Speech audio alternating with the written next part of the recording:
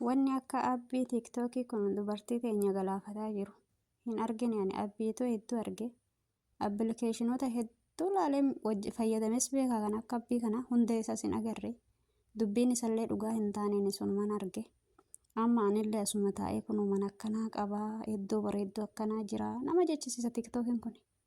Waan amma argitan kana agartanii miti akkanumatti abjuu suupaas agarsiisa jechuudha.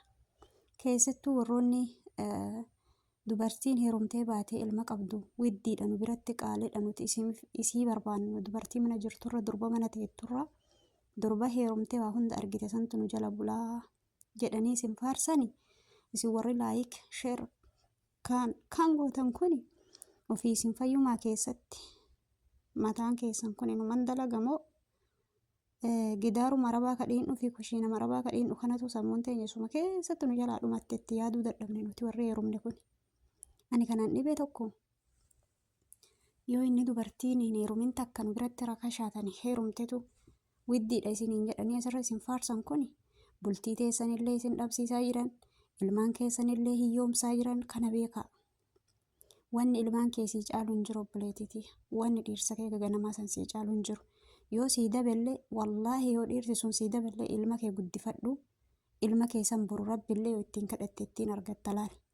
Rabbi makee kan ilmi kun na dhali jedhee ofii na dhali na dahisiin hin jenne ofii deette ilma kee kana kunuunfatte akka ilmoon namaa jiraatu tokkotti akka ilma bakka gaarii ga'u tokkotti guddifatuu qabda yoon abbaan mana keetii ka ganamaa sun sii dabe jechuudha.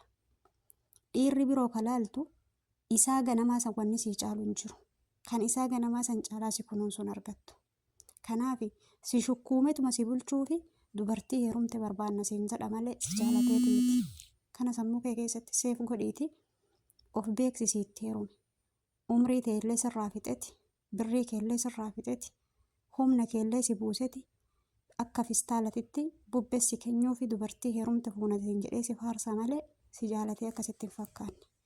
Ilmoo keetiif dhiirsuma kee kama dursan jabeeffadhu.